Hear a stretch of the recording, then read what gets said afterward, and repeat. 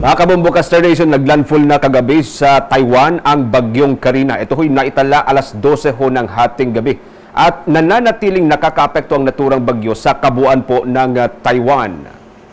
Samantala, bahagyang humina ang bagyong Karina, mga kabombo, at umabot na lamang sa 150 km per hour ang lakas ng hangin nito, habang yung pagbugso naman ay umaabot ng hanggang sa 250 km per hour. Lagpas doon ho sa batayan para yan sa isang super typhoon o super bagyo.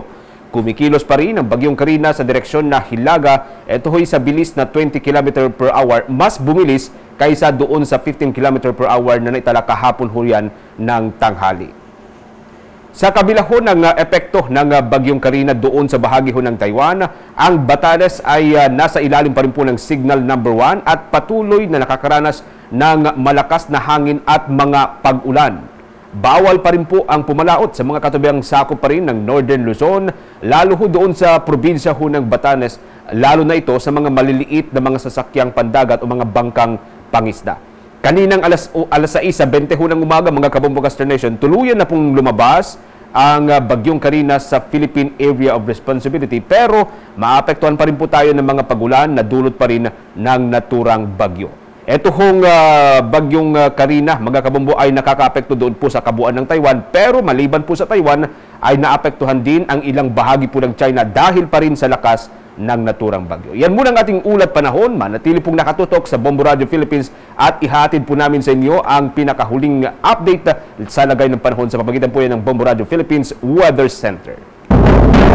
Sa mga karagdagan pang balita, sinabi ngayon ng Office of Civil Defense na aabot na sa 882,000 na mga individual ang inisyal na nai-record na apektado ng mga pagbaha at iba pang sitwasyon kaugnay ng epekto ng bagyo at habagat. Katumbas yan ng 183,464 na bilang ng pamilya mula sa mahigit 600 barangay sa buong bansa ang apektado pa rin ng bagyo at habagat.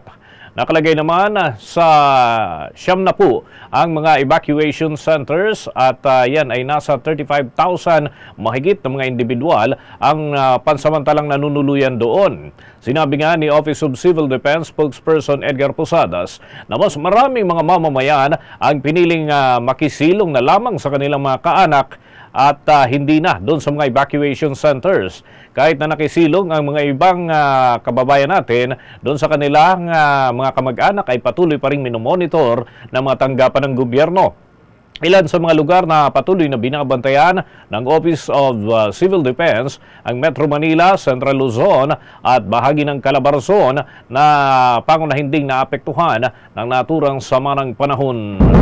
Sa dagdag pang balita, ipinag-utos ng Palasyo Malacañang ang muling pagsuspindi ng pasok sa mga tanggapan ng gobyerno at klase sa lahat ng antas dito sa National Capital Region at yan ay maliban pa nga sa naunang anunsyo kahapon at parte ng direktiba. Saklaw din, mga kabombo, ang suspensyon ng klase para sa Region 3 o Central Luzon at Region 4A. Diyan naman ito sa area ng Calabarzon o bahagi po ng Southern Tagalog Region.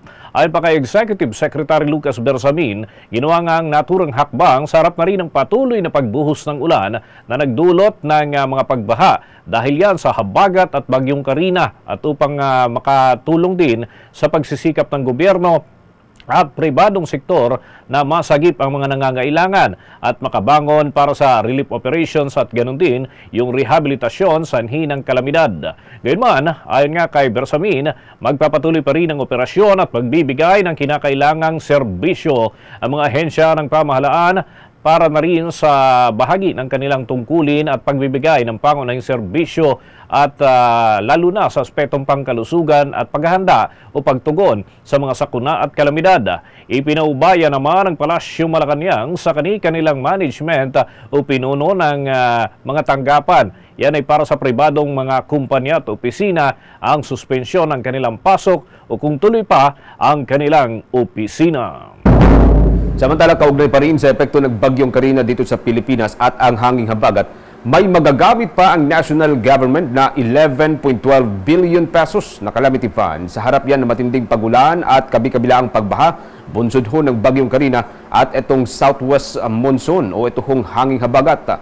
Ayon po sa Department of Budget and Management, may natitira pa na 11.12 billion pesos mula sa kabuang 22.73 billion pesos na alokasyon para yan sa National Disaster Risk Reduction and Management Fund sa ilalim po ng kasalukuyang pondo o sa 2024 National Budget.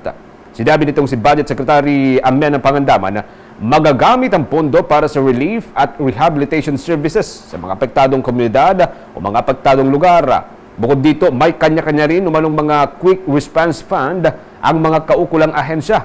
Katulad po yan ng Department of Agriculture na nakatutok naman sa sektor ng agrikultura, merong 1 billion pesos. 3 billion naman magagamit po ng Department of Education para huyan sa mga binahang mga eskwelahan o mga silid-aralan.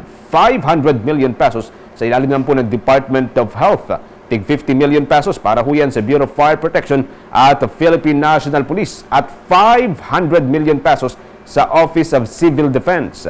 1 billion naman po ang magagamit bilang contingency ng Department of Public Works and Highways para huyan sa mga struktura o mga infrastrukturang nasira. 1.75 billion pesos sa ilalim po ng Department of Social Welfare and Development para huyan sa mga relief assistance at 75 million pesos sa ilalim po ng Philippine Coast Guard. Maaari pa raw humiling ng replenishment o karagdagan ng mga ahensya kapag nagamit na nila ang kalahati ng kanilang Quick Response Fund. Tiniyak din po ng Department of Budget Management ang kahandaan sa paglalabas ng budget para yan sa mga isasagawang relief at mga rescue operation kasama na ho dyan ang posibleng rehabilitation pagkatapos nga humanalasa ng Bagyong Karina at itong patuloy na pagulan dulot po ng hanging habagat.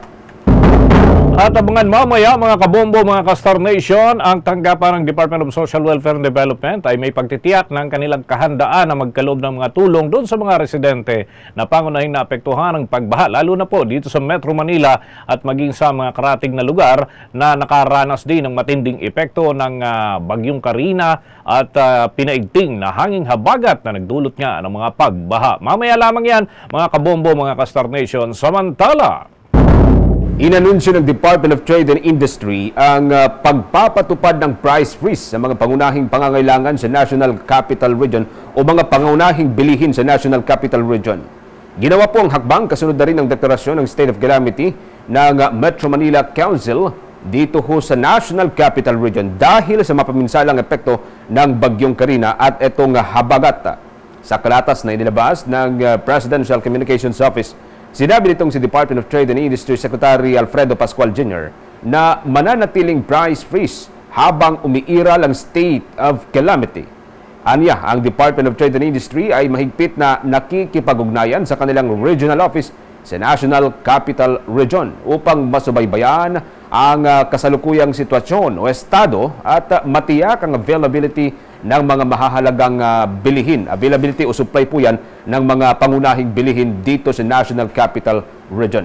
Sakop po ng price control na ito ang mga pangunahing bilihin. Katulad po yan ng bigas, ang produktong mais, tinapay, sariwang gulay, mga root crops, mga karne ho ng baboy, karne ho ng baka, karne ng manok, maging ito hong itlog, ang gatas, kape, asukal, mantika, asin, ang mga sabong panlabas. Sakop din ho nito mga detergent, panggatong, uling, kandila at ilan pang mga gamot na itinalaga bilang essential sa ilalim po ito ng Department of Health.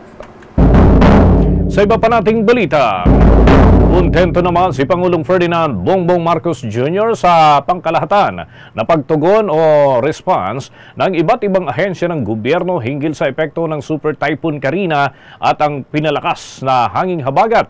Sinabi nga ng Pangulo na wala siyang masyadong ibinigay na instruction dahil kanya nang ipinaubaya sa mga concerned agencies ang pagtugon sa naturang sitwasyon.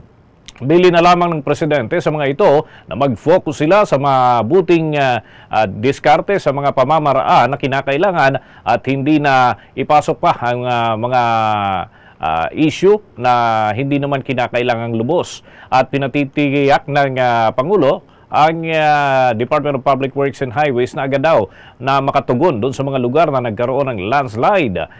Inatasan din ng Chief Executive ang Office of Civil Defense at iba pang mga concerned agencies na tukuyin yung mga bibigyang prioridad na mga community at yung mga isolated areas batay na rin sa data ng Department of Social Welfare and Development at nakapagtala ito ng nasa 45,325 families na apektado ng bagyong Karina mula pa sa 200 mahigit na mga barangay doon sa Ilocos Region, Central Luzon, Calabarzon, Southern Tagalog, Bicol Region, Western Visayas, Central Visayas, National Capital Region at maging ang Cordillera Administrative Region.